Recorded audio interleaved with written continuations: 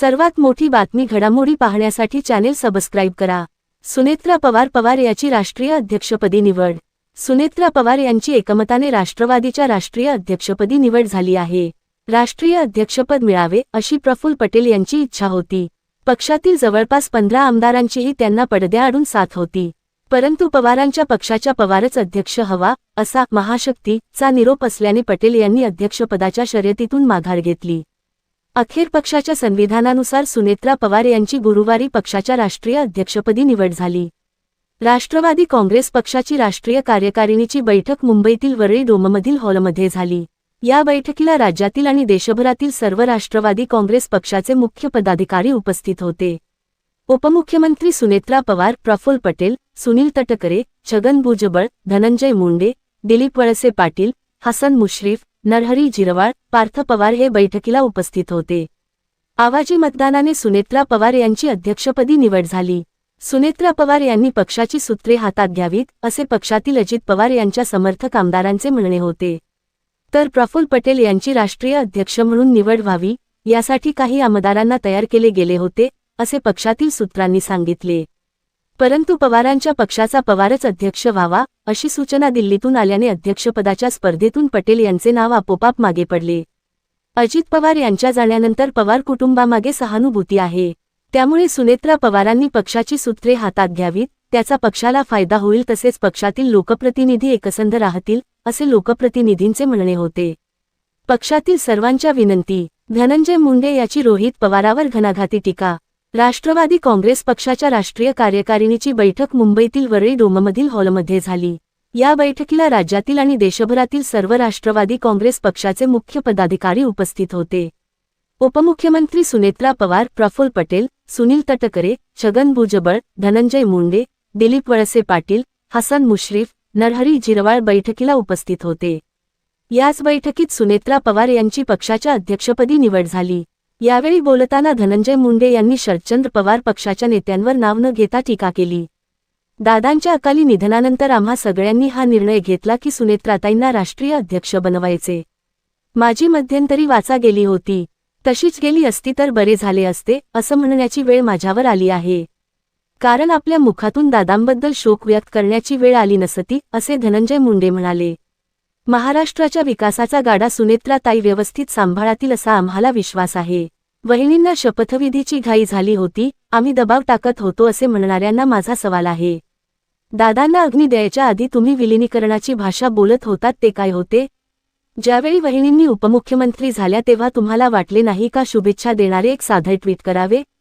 महाराष्ट्राच्या मायबाप जनतेला काही कळत नाही असे धनंजय मुंडे म्हणाले। आज त्यांना राष्ट्रीय अध्यक्ष घोषित करणार हे आम्ही आधीच जाहीर केले होते। काल FIR घेतला नाही म्हणून स्टंट केला, आज बारामतीला FIR साठी स्टंट केला। हे सगळे आमच्या न्यूज किलिंगसाठी केले जात आहे। माझ्यासारख्याला हे खूप किळसवाणे वाटते असे म्हणत त्यांनी रोहित पवार यांच्यावर निशाणा साधला। पार्थ पवार हे राज्यसभेवर जात आहेत, त्यांना 6 वर्षाची पूर्ण टर्म दिली जात आहे। आमच्या पक्षाच्या पार्लमेंटरी बोर्डाने हा निर्णय घेतला आहे, त्यावर कुणी आक्षेप घ्यायचे काय कारण? दादा असताना दादांवर मीडिया ट्रायल चालवली गेली, आता त्यांच्या कुटुंबावर असे प्रश्न उपस्थित करू नका असेही धनंजय मुंडे म्हणाले। सुनील तटकरे याचा खळबळजनक दावा, लोकसभा निवडणुकीत सुनेत्रा पवार यांचा पराभव झाला। अजितदादांसारखा दिलदार नेता, त्यावेळी त्यांनी मला अशा परिस्थितीतही फोन केला, संध्याकाळी NDAची बैठक आहे, तुम्हाला आणि प्रफुल्लभाईंना बैठकीला गेलं पाहिजे। मी त्यांना सांगितलं तुम्हाला भेटल्याशिवाय कुठे जाणार नाही।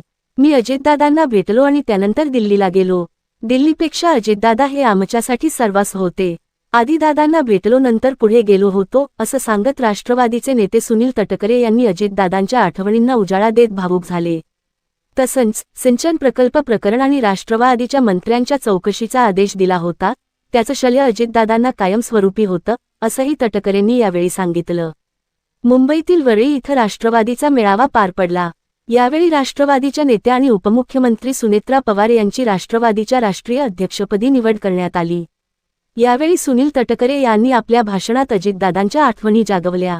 रात्रदिवस एक करून जलसंपदा खात्याची श्वेतपत्रिका काढली, खंड 1 खंड 2 काढले, राज्यातच सिंचनाचा इतिहास काढला, चितळे समिती अहवाल सादर केला।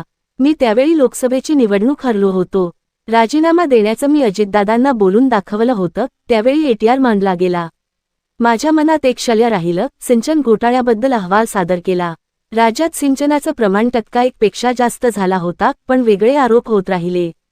ही खंत कायम राहिली. राज्यात आपलं सरकार होतं, दादा उपमुख्यमंत्री होते, सुनील तटकरे, छगन भुजबळ आम्ही मंत्री होतो, पण तरीही एसपीची खुली चौकशीचा आदेश दिला गेला.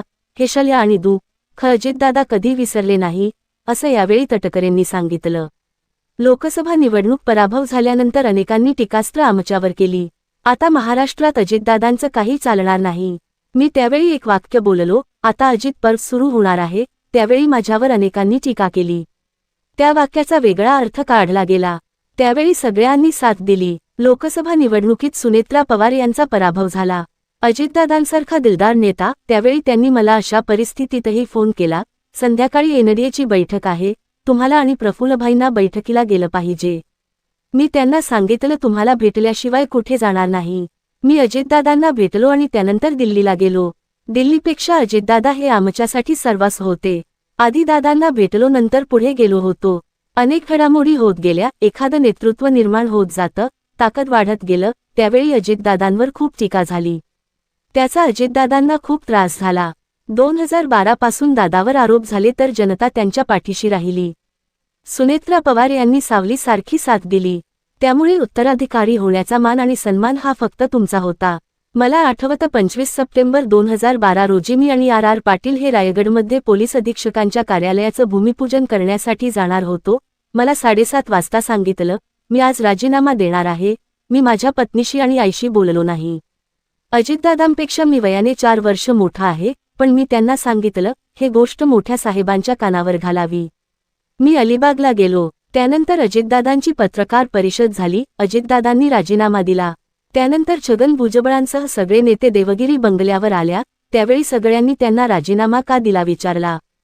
5 जुलै रोजी एमईटीमध्ये आपला मेळावा झाला.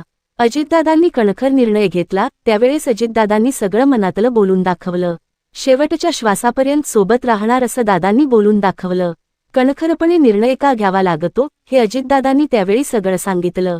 टीका टिप्पणी झाली, पण जनतेसाठी काम केलं. अल्पसंख्याक विभागासाठी चांगलं काम केलं. लाडकी बहीण योजना आणली. मध्यंतरी दूधवालाही सकाळी उठतो, दादांना हिणवलं गेलं. पेपरवाला पण सकाळी येतो, पण अजितदादा हे जनतेच्या सेवेसाठी येत होते. त्यांची सकाळी उठण्याची सवय ही घरात वहिनींमुळे होते. दादांची राजकीय इच्छाशक्ती प्रचंड होती, क्षमता. यामुळे 41 जागा आम्ही जिंकलो. विदर्भ मराठवाड्यात चांगल्या जागा आपण जिंकलो होतो. राजधर्म आणि धर्मशास्त्राचं पालन करण्याचं काम आम्ही केलं, म्हणूनच डीसीएम आणि सभागृह नेता सुनेत्रा पवार यांना केलं.